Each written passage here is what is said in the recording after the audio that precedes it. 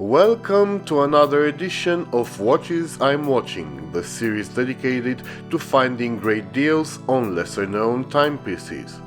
Today's episode features one of the most romantic watches I've heard of, a great discount on a titanium watch, and the first appearance of Indian watchmaking on this channel. But we're starting strongly with a couple of just released watches from two of the microbrand universe heavy hitters, Vario and Signum. Vario will forever have a place in my heart due to them being the first company to lend a watch to be reviewed on this channel. The review, by the way, will premiere on the 10th of June. Today, however, I'll be focusing on a watch released just this week, the 1945 D12. As its name suggests, this 37mm field watch pays tribute to the collection of Swiss and British watches commissioned and worn by the British military during World War II, commonly known as the Dirty Dozen. Powered by the same reliable Miyota 82S5 found in the 1918 collection, when looking at its pictures, this watch's USPs seem to be its dial texture and a clever transition from the brushed case to the polished recessed bezel. Add to that the fantastic quality of the Cordura strap that I have first-hand experience with, and the 4 different colorways, and the $368 price tag looks very competitive in a market full of worthy competition from the likes of Draken and Vario. Signum are well known for a couple of things. They are the second brand of Kyle Schutt of Stratton fame, and they are the official champions of the Lume Wars hosted by Jody on his Just One More Watch channel. Obviously, this new release puts a big emphasis on the amount of BGW9 on the hands and indices applied on the 5 dials made of various naturally occurring materials, or on the fully lumed white and orange dial. Providing a very deliberate contrast to the dials, the scratch-resistant sandblasted cases house Miyota 9015 calibers that complete a package well worthy of its price.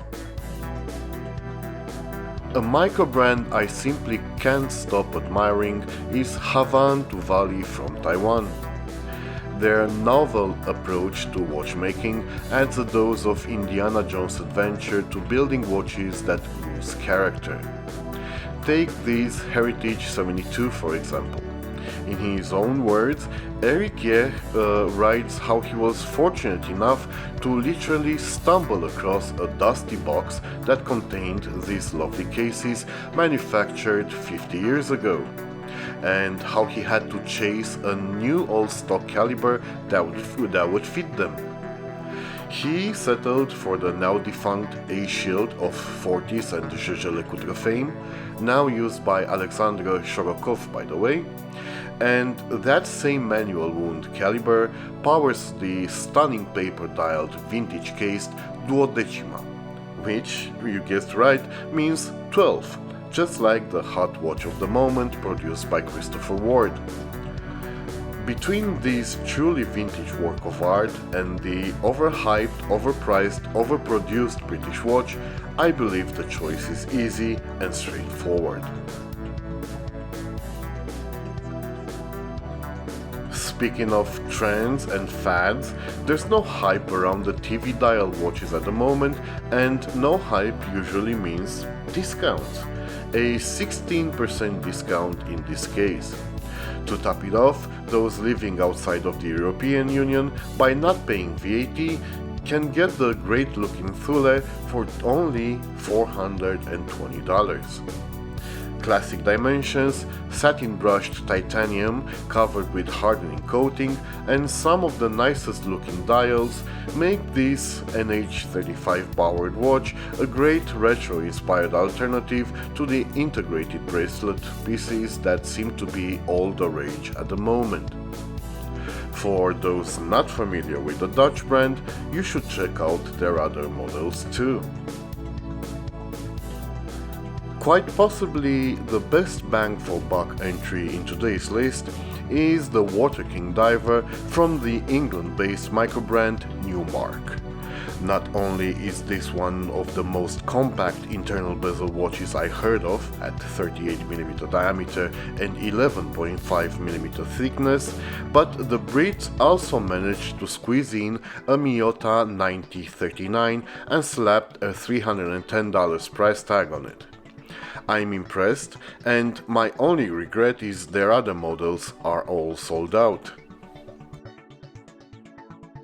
Finally, at the end of today's episode, we get to meet Mr. Vikram Narula, who seems to be a good-natured gentleman, but through the big picture on Adjoint's website, manages to endorse BMW more than his own company by making the very strange decision to not wear one of the watches his company manufactures. We can only hope he's better at watchmaking than at marketing, as besides some very affordable and eerily familiar looking leather straps, I have found on their website a watch that takes a fresh approach to the regulator complication. Not only is the dial as original as possible, I am very curious about the module they used to get a regulator configuration from a run-of-the-mill Miyota 8247. So this was episode 8 of the Watches I'm Watching series. Before leaving, you might want to know about the giveaway on my channel, about the documentary on design theft I'll be airing on the 16th, or about my first ever review of a watch I didn't buy. To learn about all these and more, here's my invitation to access my channel's community tab, and of course to like, comment and subscribe. Ta-ta!